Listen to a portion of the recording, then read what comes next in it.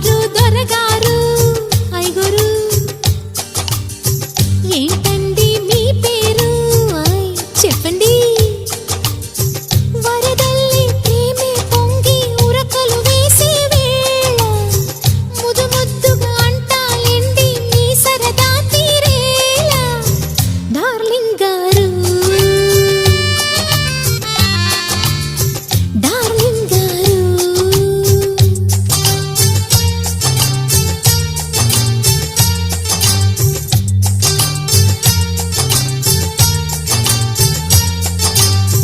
గారెందుకే బంగారు